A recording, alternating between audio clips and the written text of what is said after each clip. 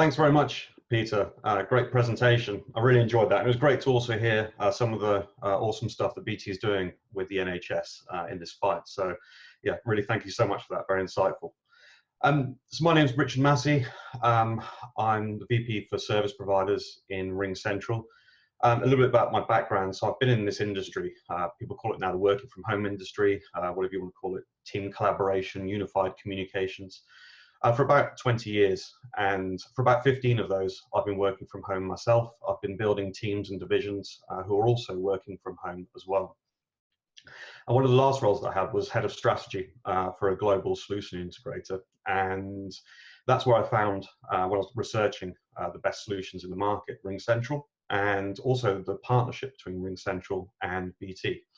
I thought it was really exciting, so I came aboard RingCentral, and I'm really excited by the partnership that we have. Before I start, I just want to say thank you, Paul, for having me on your webinar. I'm really excited to be here and to help BT customers on their journey to cloud communications. Okay, we know the way that work is right now and the situation we find ourselves in is changed forever. Everyone, by law, is obviously required to stay by home. Even when the lockdown lifts, a lot of businesses, a lot of knowledge workers or office workers that were generally in the office will not be going back to the office as was before. There'll be a lot more working from home. I've said for a number of years, I say that work is an activity, not a place, and I fully believe that. And obviously, right now we're seeing that in what I believe is probably the biggest experiment on work lifestyles and work styles and the combination of technology to go with that. And it's not just a technology combination. We're all living this in very different ways. Some people are home alone, and they're going through that side of it. Some people have got two parents working, got young kids, and are trying to balance working whilst teaching their kids algebra or maths. And I'm one of those, and going through that at the moment whilst balancing work is interesting. But having the right tool sets to be able to do that really does enable me to do my job well. So what we believe, and what's been said by a number of different analytics, one here is the Global Workplace Analytics, is said that they expect 30% of the global workforce to be working from home multiple days a week by the end of 2021. People will realize that home working can be very, very productive. And we believe that this will define the industry and define future ways of working. We knew that it was going to come just through efficiencies in working practices over a period of time, and it's been growing over a number of years. But obviously, it's been accelerated quite some distance in the last few weeks. And businesses, will basically look at continuity planning and will mandate new protocols and must-have technologies to basically account for that going forward. So we're obviously in a horrible pandemic, and there's a lot of different estimates around about the economic loss that it will cause. 460 billion is one of those.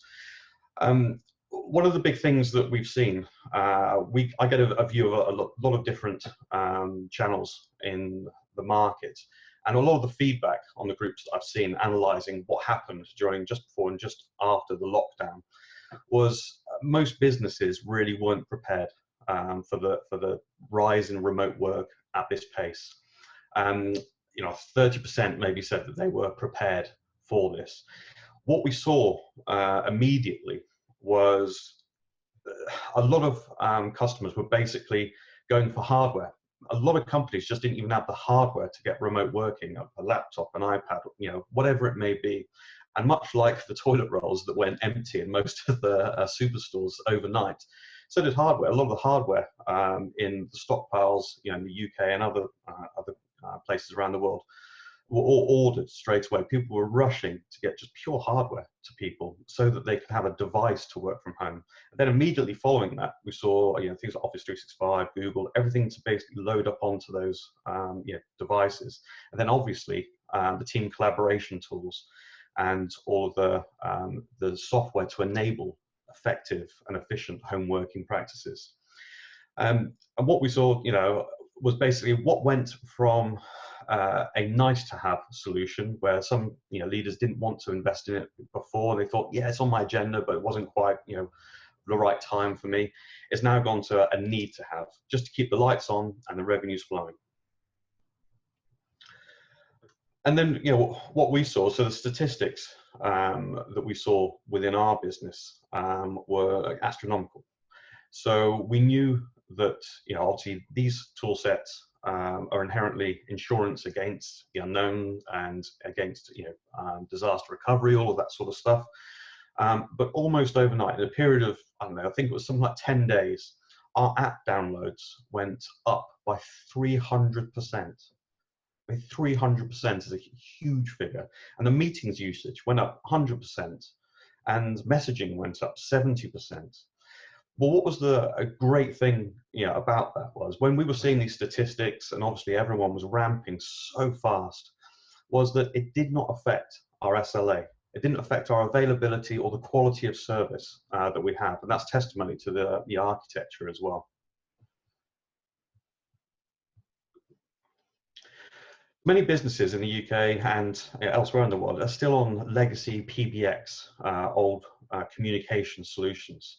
They're costing them a lot, not just in terms of the maintenance they're paying for them, but in terms of how much they're locking them down as a business against a sort of brought together cloud solution. They're not future-proof, they're not scalable, and in the new land of things where work is an activity, not a place, these solutions tend to be on one location only, and they tend to be a closed system. The analytics that you can get out of them are not great, they're very basic. And in the new world, we're looking for something that can address all of the communication needs of businesses today. And that includes enterprise grade voice. You can't do all of your business on WhatsApp grade voice and have continual stuttering. And you're trying to get to a single platform, for audio, video conferencing, team messaging, mobile apps, presence monitoring, mobility, personal task management or task management between teams, and all of that integrating into your workflows, things like Salesforce, Outlook, Office 365, whatever it may be. And communication and productivity takes so many more forms than just face-to-face meetings, and we want to address all of those channels. And it's not good enough just to go to a cloud communication solution for voice only or messaging only or video only. A lot of them are siloed. And when you have a siloed solutions, it's quite difficult changing between applications. It's very hard for a business actually to manage productivity and analytics. If all the applications are split and all the analytics are thus split, it's quite hard to actually look at productivity, look up adoption, and the engagement of all your employees who are working from home. When you get that sort of siloed approach to purchasing solutions, you often get departments or people within the company basically going off on their own and just using a communication tool set that they know within their personal lives. We call that, what Gartner calls that, shadow IT. And that's where people are just using their own IT services without the buy-in from the main IT department, things like WhatsApp, Facebook, whatever it may be, Zoom, and they're using all of that linked to their personal email addresses, and they're not considering the data privacy rules, confidential data being stored, and how that and how breaches of that could affect their business. Now, it's not to say the employees want to do the wrong thing or are trying to expose their business. They're just trying to get their work done in the most efficient manner. And if the company doesn't provide them with the solutions to enable them to do that, they'll just go off on their own and do their own thing, just to make their lives easier. I don't think this needs laboring, but when a crisis hits us like this, we need to be able to mobilize very, very quickly, and we need to be able to adapt overnight. And that basically, looking at the experience that we have to have and then what we have to go forward with, is to have a solution that hits a number of different metrics. The first being, it is work, as an activity, not a place. You need to be able to work from anywhere, anytime, any place. You've got to be able to work on any device, obviously. Any mode of communication, anywhere. That's a given. You have to have that. But also, you need to reimagine the experience of the users. A lot of the siloed systems, especially a lot of the old PBXs, they were built ground up from engineers in a very clever way, but they didn't think about the user experience.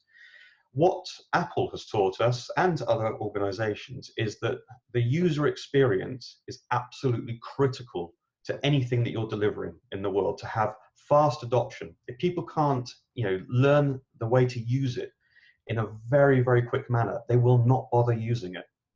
So something that's very easy to use, something that's easy to buy, scalable per user per month, and something that is very easy to manage is critical. And the solutions that aren't, that manage solutions just on, a desktop isn't good enough. You need to be able to manage it from your mobile or from your iPad. That's absolutely critical for flexibility in IT to actually look after their, their customers. And it needs to be reliable. It needs to have, a high reliability, business enterprise grade, reliability, and it has to be scalable. Again, as we've seen with what happened, almost overnight with this pandemic, it has to be able to be scalable and give the quality of service that people deserve. And one of the other really important things I'll come back to in a bit is it has to be open. And what I mean by that is it can't be a walled garden architecture. It has to have APIs to be able to interlink with other systems and other processes within businesses like Salesforce and ServiceNow, whatever it is you're using in your business to run your business. That's absolutely critical. And this is where we come to BT Cloud Work.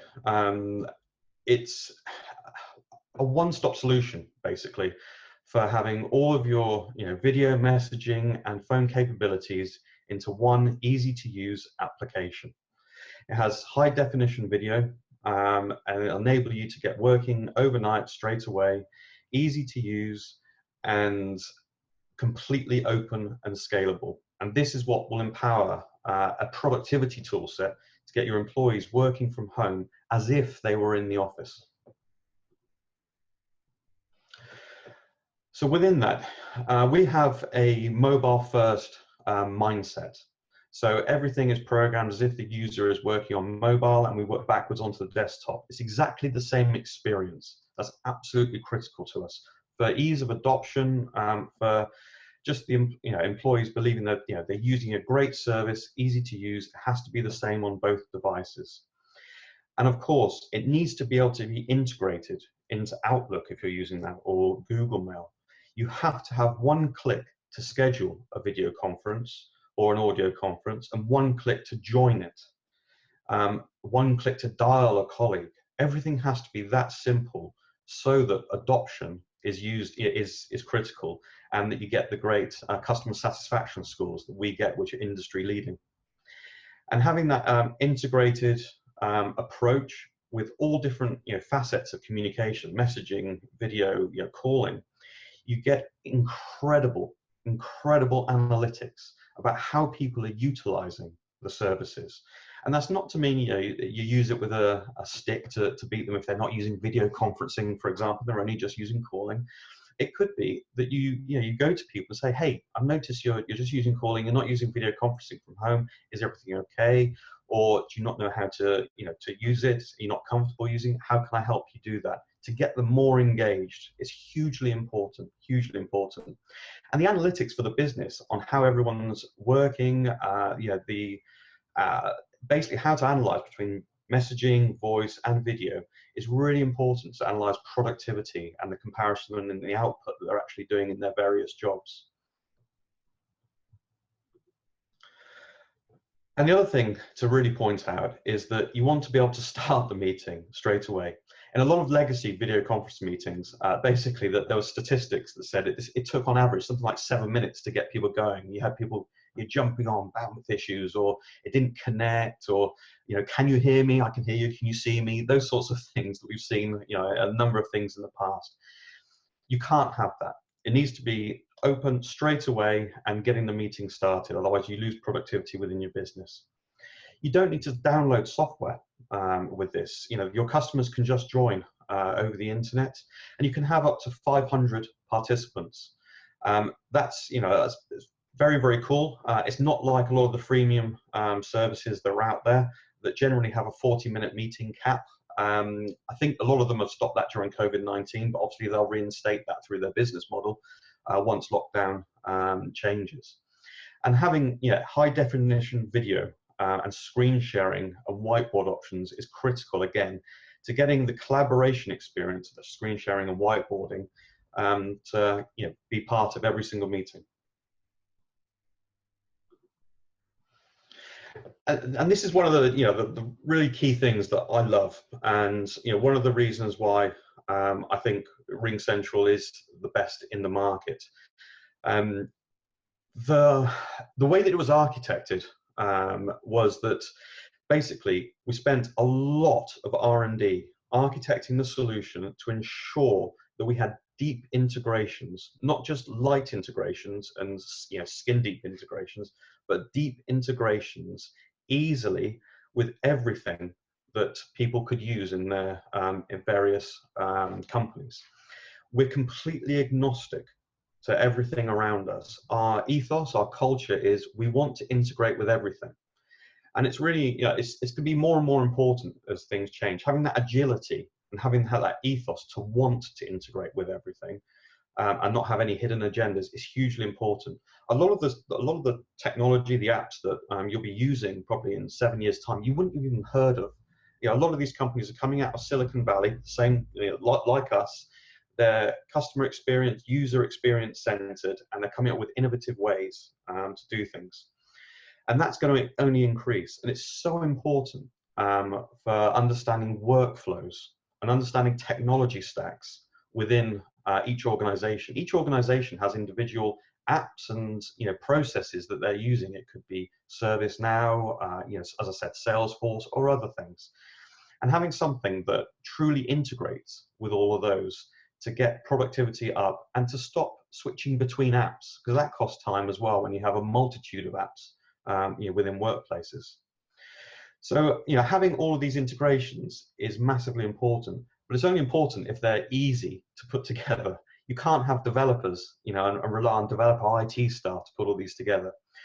Most of our integrations, and there's over 100 of them, they're plug and play. Okay, you just download and install it. That's it. It's that easy. But all of this, I mean, you can talk about great applications, you can talk about productivity analytics. All of this is utterly pointless if it's not underpinned by a world-class network. And that's why we partner with BT. They have the best-in-class network with our best-in-class solution. It's 4 nines reliable, to ensure that your businesses are safe as if they're working from the offices. It has 7 layers of security built in from the ground up in the cloud. And one of the things, even though it's very, very highly secure, BT have got some awesome security add-ons, and we I encourage you to have a look at that with your BT account manager.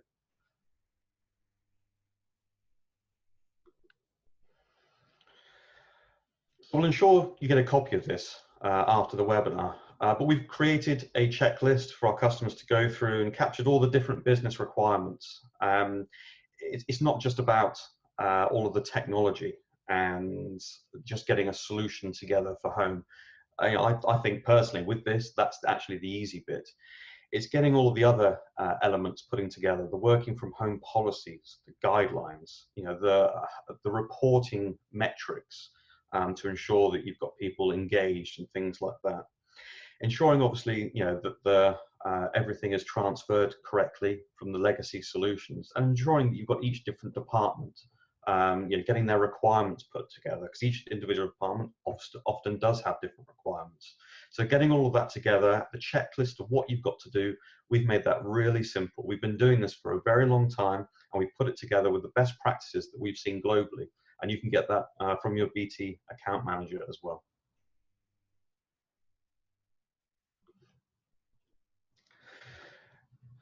So one of the key reasons before why there was very good adoption going to cloud working solutions, but it could have gone even faster. And one of the reasons was mostly privately owned companies were afraid that their employees wouldn't be as effective from home as they would be from work. A lot of public entities and NASDAQ and FTSE companies made this transition a lot faster.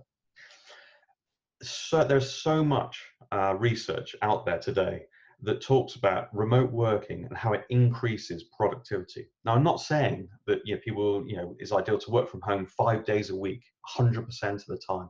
You have to have social interaction as well, and nothing beats being face to face, with a group of people to go through ideas, workshop ideas. But the majority of the time, there's no reason why you cannot work from home. As long as you've got great tool sets, you've got the great culture, and the employees understand the accountability, the expectations of them. I've been, as I said before, I've been building teams, for a very long time. And my philosophy is that if an employee is unproductive or disengaged, they'll be so from the office or at home generally, as long as you've got the right tool sets and the right structure and governance in place. If they're going to be a high performer, again, they'll be so from home or office. And I chalk up employee performance really to the hiring strategy more than the flexible working policies. There's a ton of supporting content. We'll ensure, again, you get all of these links after the webinar. It's really important to understand the greater cultural shift to flexible working, remote working, how to run good video meetings, how to keep people engaged, how to communicate with them, all of these sorts of things. It is a mindset shift to what has been done before for a lot of organizations. As I said, some organizations didn't even have the hardware to go working from home. They hadn't even thought about it. But to do this, it's a little bit to get your head around, but there's a lot of information. And again, your BT account manager, we can help you with all of this. We've done it for so many organizations globally. And yeah, I urge you to talk to your BT account manager about cloud work. There's some awesome abilities with it. One of the things that we love doing is doing demonstrations of the solution rather than just talking it through in PowerPoint. You can show people and you can say, hey, this looks cool. But until people really experience it and see the demonstration and see how easy it is to work from home, how easy it is to get, for them to become productive, a lot of the worries that they have in their mind go away. And so we try to get as many demonstrations done as possible. We believe in this solution greatly. And the great thing having this solution with BT is there's great bundling options to network mobility and security. So explore all of these, and please engage with the BT sales executive. And lastly, this slide says it all. You can enable your staff to be productive from anywhere. All of the tool sets, all of the solutions that we discuss, they're absolutely fantastic. But what I really would like to, to end on is, it's not just about those. We have to, think about the context of what we're in right now. Each individual worker has their own personal circumstances, what it might be. They could have a loved one, fighting COVID. As I said, they could be alone, living on their own. They might not even have a garden. They might not be able to, and obviously in the UK, we're allowed to go out and about a little bit more. Some countries you can't. They might have children they're trying to teach and need to do different hours. All of this needs to be taken into consideration, and we cannot forget the human aspect of the interactions that we're having and the policies or the technologies that we're putting into place. But with all of that said, I've got great belief in this solution. It is the best partner, the best network, and we're really excited to have all of you, engaged in this. And with that, I think I'm done. If you have any questions, technical or not, we'd love to hear them. One that says lead times for broadband installs, both domestic and business. What are they currently? Tim, probably just a general response to that question. Quite clearly, we're in pretty unusual circumstances, and there has been a prioritization, as everyone would probably expect, to the response and to lead times from Openreach, our partners in Openreach. Effectively, as everyone would probably expect, blue light, critical care services, the likes of Nightingale, NHS and health are absolutely the priority for the country at the moment. That said, any of our customers who are providing and supporting that sector do come in under the umbrella of critical services. It's really a case-by-case view, Tim, and I would encourage anyone who has interest in making a broadband order or requires an increase to their bandwidth for productivity purposes or for servicing critical care, reach out to their BT account manager. In summary, the earlier we can place and get orders and have line of sight for you, the more help we can be. Wonderful, thanks, Paul. And the second part to that question was, have we seen any renewal interest in WAN optimization products for the access network? So Peter, Paul, do you have any insight on that? I can take that one, Tim. So yeah, WAN optimization is still a large part of our portfolio and still do a lot of it. And we tend to see a lot more interest in WAN optimization products for our global customers. So when you start talking about taking traffic transatlantic, etc., and the latency can come into the picture and things like that, WAN optimization really does have a place there. Locally in Northern Ireland, we're not doing so much. We're actually a fantastically connected region. We've got huge fibre footprint, high bandwidth, low latency services. So WAN optimization often isn't necessary in an NI context, but as we look at those larger organizations with global footprint, especially as more and more workers are moving to the edge, then yeah, absolutely, we are seeing interest in that area. Probably remiss of me not to also add that we of course do have a very robust mobility and mobile network, 4 and then 5G coming. So again, we have options and alternatives for broadband if that is required for any of our customers. But again, best protocol is always into account managers and look at all options. Of course. We've had a couple coming through on the chat. One that's sent to myself was, we've mentioned Zoom a few times, but I have read online that Zoom underpins the RingCentral conferencing solution. So is it secure, given all the security conversations that's been going around Zoom? So I'll answer that one, and then by all means anyone else can jump in with this. Now, you're quite right, the solution that we're using might be familiar to a few of you, because we as BT, in our partnership with RingCentral, do work with Zoom for the HD video meetings capability. Now, the 3 components of security that I want to address, really, that I've seen in the news, and obviously we do want to address, is that we have had risk that Zoom send some of their data through China. Now, I want to alleviate that concern in that the RingCentral and BT Cloud Work conferencing capability, we control our media servers. We make sure that our instance of the solution doesn't go via China, and therefore we, as I said, control the architecture of that to ensure that it does just stay in European mainland.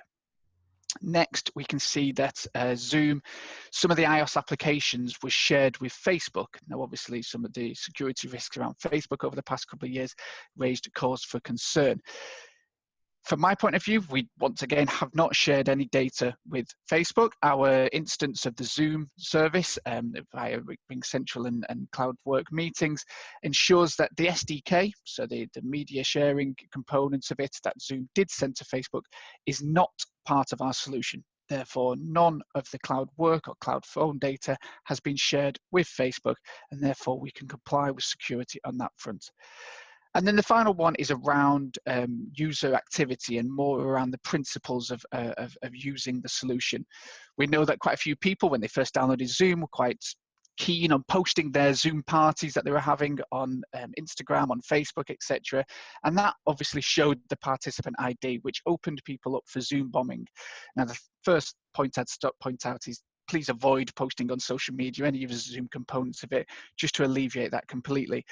But to take it one further, to ensure security, particularly in your workplace, do make sure that you apply the password capability, do ensure that you're only sending the invite to those who want to attend it.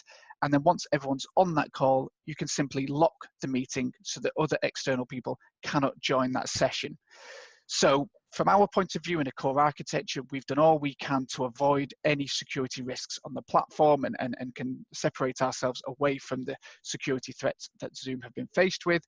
And plus, we do encourage you, for those with the solution, that actually user participation and active use of the service can alleviate a lot of those concerns just by using simple one-click capabilities within the application that you could probably see here.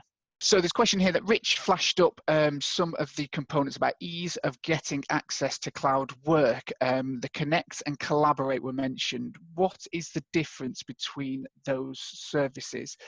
Okay, so in cloud work, we have 3 simple packages. That's why we'd like to keep it as simple as possible, as it is important for your business. We have Basic, Connect, and Collaborate.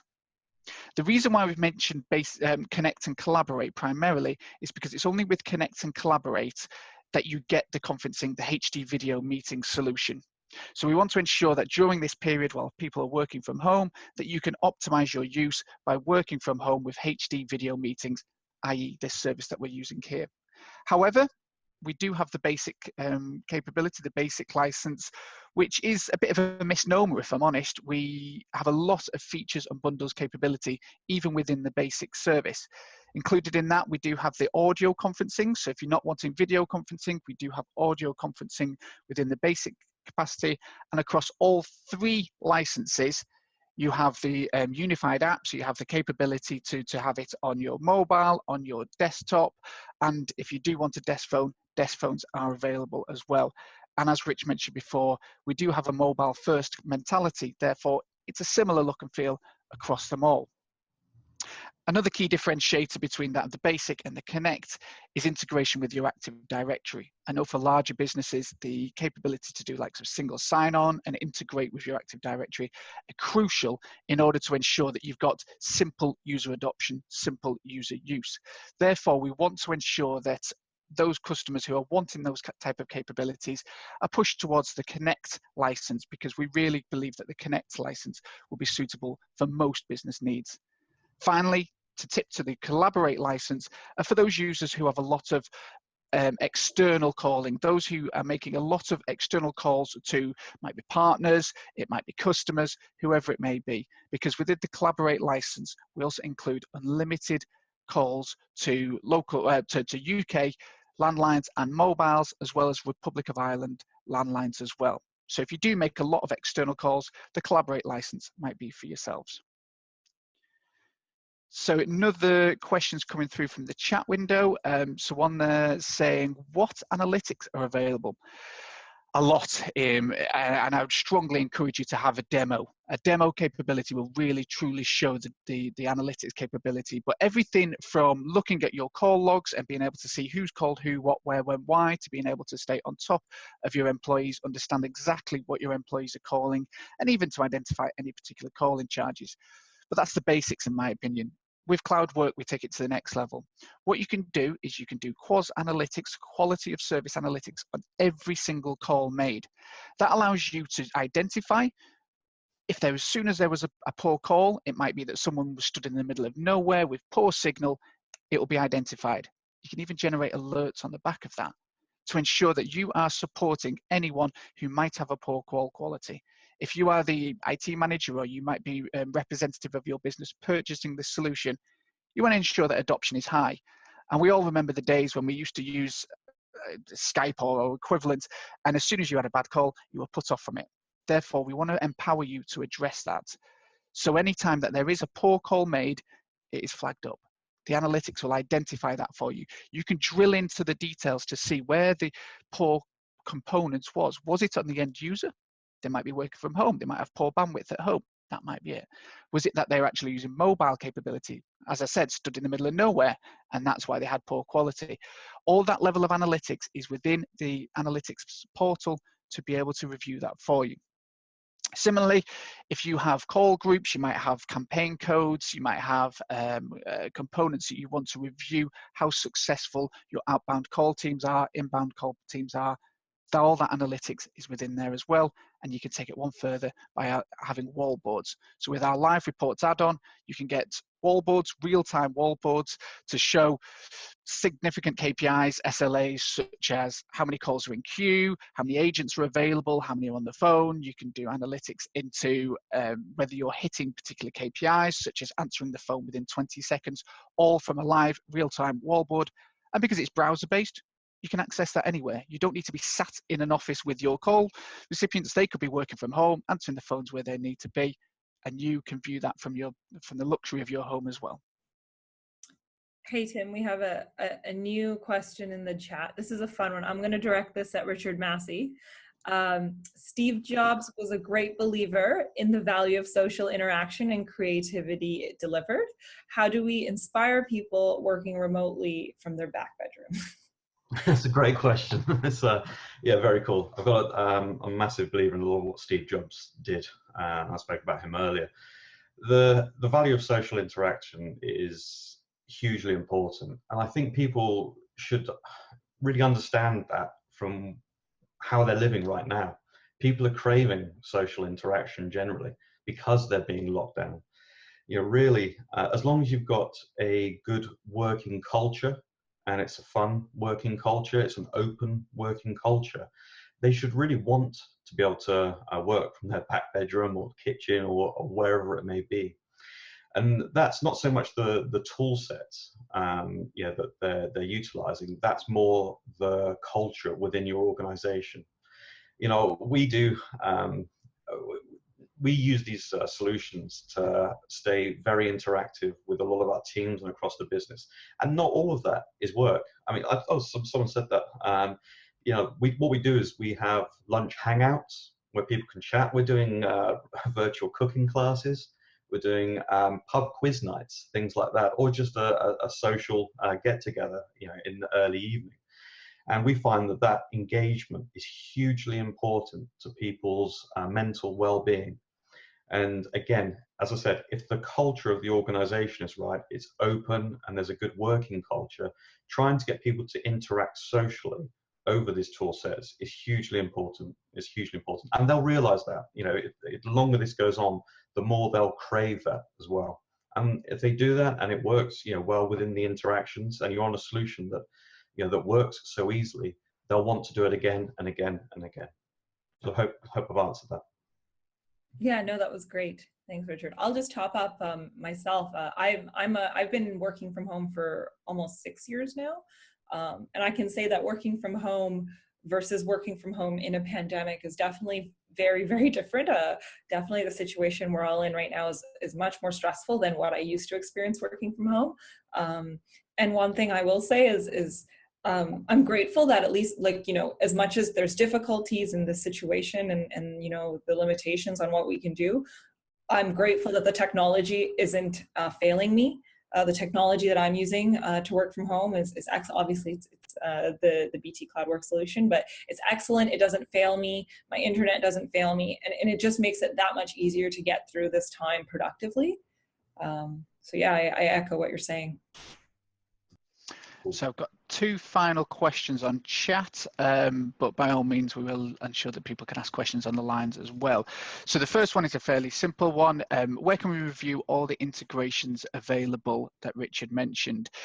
So you probably saw from Richard's slide that there are 100 plus off-the-shelf integrations that we have with CloudWork. That can range everything from Office 365 and being able to see that within the collaboration of work documents, all the way through to Outlook and being able to do one click to add a meeting to your invites, G-Cloud, Salesforce, through to niche CRM systems. There are a wealth of them, and they are available on ringcentral.com/apps. That's ringcentral.com/apps. Feel free to peruse that website and be able to see which applications are there, but all the main ones, as far as we're concerned, are within there. This just allows deeper integration with your software, so you can create that ecosystem with your Salesforce, so you can see who's calling your business. You can understand that business a little bit deeper, bit more personalized when you answer the phone to the person calling your business. Alternatively, as I mentioned before, it increases collaboration internally because you can see presence of your colleagues to be able to see who's working on a document, when, where, why. So that was ringcentral.com/apps will show you those integrations. And the final question I can see in the chat was, how does CloudWorks support contact center agents? So I'm going to differentiate here call center to contact center. Primary reason for that is because I talk about call center being a inbound, outbound, IVR type scenario whereby you're making, receiving phone calls, and voice is crucial. We've seen particularly over the past few weeks how important voice is, and therefore call centers still hold true as an important means of technology. And that is available through the CloudWork product today. So I mentioned before about the wall boards, I mentioned before about IVRs, all that capability is in the core service. Therefore, if you get the CloudWork capability with the likes of a Connect license, then you'll be able to create your call center capability. However, it's 2020 now. A lot of people are wanting to communicate through social media, through live chat, through multiple communication means, and whatever may be on down the line. And therefore, you enter this world of omni-channel. As you get omni-channel, that means that communicating through multiple means via a single interface, and you want to make it simple for your agents. Therefore, as you're moving into this omni-channel world, as you're moving into skilled-based routing so that you've got an agent who is particularly strong on email campaigns, you want to make sure that all those emails go through to that person. Alternatively, you want to make sure you've got workforce optimization so you can see your workforce, who's working to their peak, who's struggling, they might need training. Let's recommend training modules for those particular people. All of these components is what I would define as a contact center. Now, in the contact center capability, we do have that add-on as part of CloudWork. Therefore, you get the core CloudWork components I mentioned before, the basic connect and collaborate, and then you can take it to the advanced and ultimate to then have the conversation around the contact center capability. So by all means, if you do have a call center or contact center, CloudWork can serve your needs as well. So reach out to your account manager and they'll be able to support you on that.